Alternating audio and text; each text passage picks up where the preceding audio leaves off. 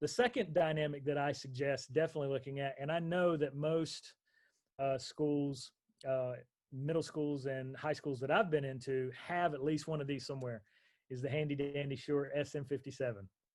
These are usually lying around somewhere, SM57s or 58s. But I definitely want to talk about the 57, and there's a reason why.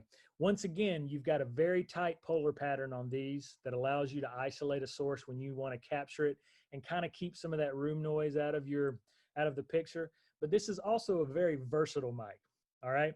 So it has that tight pattern, the cardioid pattern. It only picks up right here in front of it, you know, which means that everything behind it is not there for the most part. And that's a really good thing. But let's say that you've got a choir that you need to record, but your budget is next to nothing and you don't have access to a lot of mics, but you do have this one. Well, I've got a little secret for you. If you take a piece of electrical tape and cover up this vent that goes along this line right here underneath the writing, there's a little air vent. That air vent is the reason why this mic is directional. All right. So if you take that tape and cover it up, all of a sudden you've turned a cardioid pattern, Shure SM57 mic into a omnidirectional mic. And so meaning that it will pick up in every direction as best it can. All right. And so this has come in really handy for me, this trick, when at the last minute on the last day of a recording out in the middle of nowhere, the band decided they would bring a choir in to sing on a track. Well, I didn't have the mics that I would prefer to record a choir adequately. So what did I do? I just grabbed one of these, took some electrical tape, turned it around, set the mic up like that, and had the choir go in a circle around it. And so everybody was singing into it, but because it was omnidirectional, they didn't all have to be in front of it. They could just be right there, you know? And so anytime you're doing choir activities, you know, maybe for a recording project that you wanted to involve into the music tech, that's a great trick. And then there's one other DIY hack that I tell everybody about, and your kids may just flip out if you get to do this one in class. So this is about $100 mic, okay? This one is about $300 to $400, all right?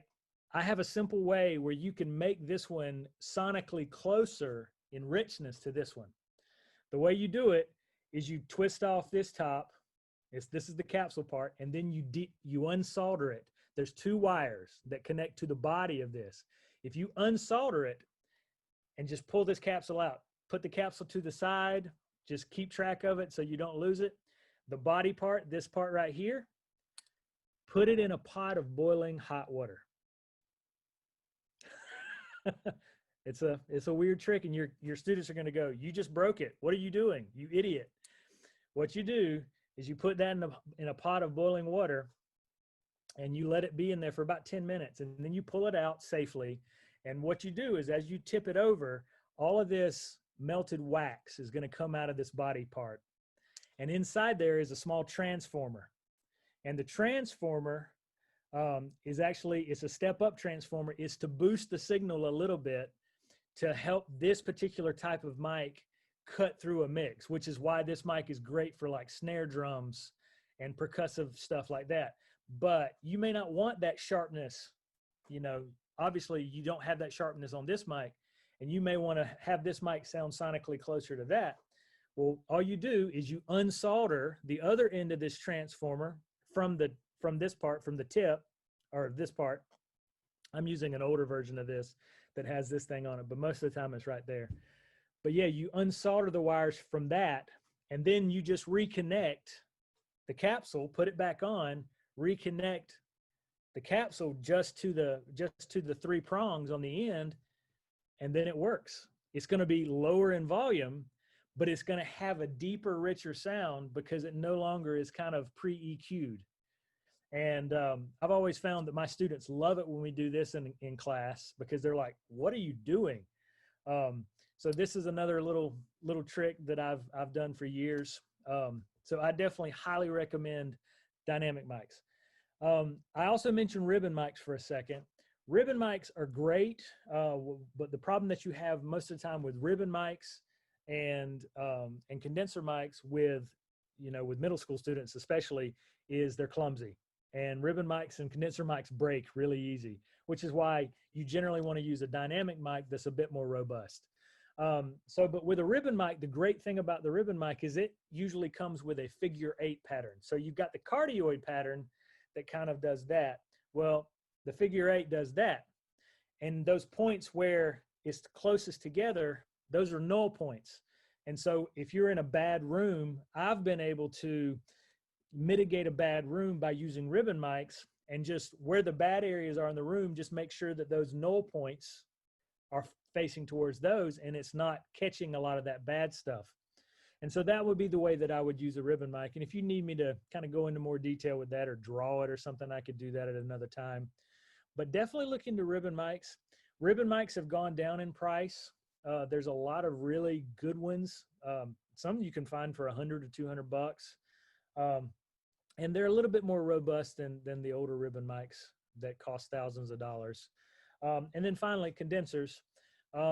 Definitely you don't want to go out and buy a Telefunken or a Neumann or something really super expensive. But if you did want to have a condenser mic around just for its sonic character, I couldn't recommend enough this company. This is a company called Aston. It's a British company, and they just started making these microphones a few years ago. What's really great about these is they're so much more robust, and they can take so much more volume than any other condensers that I've encountered over the years. And so, I mean, you could put this in front of a kick drum and it'll be fine. It won't blow it up or anything. And they're about $250 to $300. So if you had a little bit of a budget and you wanted to get a condenser mic, there's cheaper condenser mics out there, but I wouldn't recommend them. I would recommend this. This is probably the cheapest you can go and really get something with really good quality. I've been really happy with these guys. I've been working to try to get an endorsement from them for a while so that they could give me their package of mics because I love them so much and they've seen them on so many of my sessions over the years. So as far as mics, that's definitely a huge suggestion for the way I would go. If you notice, everything that I'm talking about is mitigating a poor sonic space. You're trying to work around, a space that's not necessarily the best. Another great tool for that is a company called Chaotica, and they created these little things. It's called the eyeball for obvious reasons. Well, what this is basically it slides over the top of that. You can take this off and it just slides over it. And you would keep sliding it down into it, and what it would do is it kind of takes the room out of the equation for the mic. And so if you were trying to record soloists in the middle of a busy, kind of semi-noisy room, you can get away with it because this is going to take out a good portion of it. This is a simple tool, and anytime I'm traveling abroad and I know that I'm going to be recording, I just throw this eyeball in my bag and I take it with me because you never know when you're going to be recording in a hotel room or whatever. So this is another great tool that I use a lot.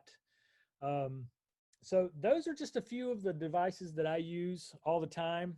Another one really quickly is this little thing right here. This is called the Soyuz launcher.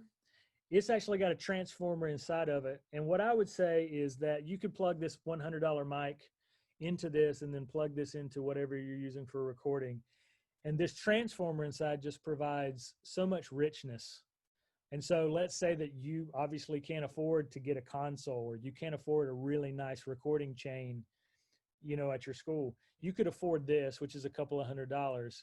And this could be, you could put this on all of your vocal mics, and it's going to provide a big bump in quality for what's coming out. And what it's actually doing is distorting it a little bit. But that's the thing about the non-linearity of our ears. Our ears don't hear linearly at all. And the non-linearity transformers, that's the reason why we fell in love with vinyl. That's the reason why we fell in love with analog tape, because of the non-linearity of those formats. This pulls back some of that non-linearity back into what we're commonly known to hear. So check out the analog launcher. And then the last thing, really quick too, is this little box here. It's called an Eventide mixing link. And what this does is kind of like a Swiss Army knife. Basically, it will accept any signal in, and it will spit the signal out in any way or shape or form you need it to be in. And so you guys working, you know, in your classroom context, let's say that you've got a kid that's got an iPhone in the back and he's working on a Beat app on his iPhone, and you wanted to incorporate that into your teaching. Well, how do you interface the iPhone and get it into your system so that you guys can play around with it? A lot of times there's questions of impedance, which brings in noise, which brings in all kinds of stuff like that. And so what this box does is it mitigates all those problems. It reorients the impedance so that it's correct, so that you can put it into your recording system or into your playback system in your rooms. You can, I use this from time to time where, let's say I can't afford a reverb unit for a budget when I'm out in the middle of nowhere. What I'll do is I'll go grab a couple of guitar pedals, reverb guitar pedals. I can plug it into this, and then I can utilize my guitar pedals as reverbs inside the studio. Now, if I was to attempt to do this without this box, it'd be noisy, it'd be terrible, and probably it would be unusable. But this little box is great. And once again, this is, you know, $100, $200 out there, and it saved my tail lots of times. And so those are the few products that I would highly suggest. I know that they're all based on moving air, like I said, but they do provide a lot of value, and they really kind of inspire that DIY spirit, I hope. So if anybody's got any questions, I'll be glad to answer.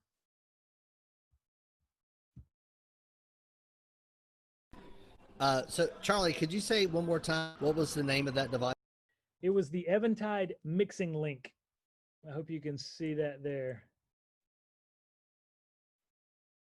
And so it actually has a microphone preamp amplifier on it. So if you just wanted to plug a microphone into this, it would amplify it up so that you could use it in your recording system. It's not a bad amplifier, but you see it's got a little toggle on here like a guitar pedal. You can turn it on and off. And so I have a lot of friends who they'll use these in a live context. And what they'll do is they'll control the effects that are going to their vocal through this with guitar pedals versus having the guy out in the front of house monitor do it. And so this gives a lot of versatility. So that's definitely one that I highly suggest.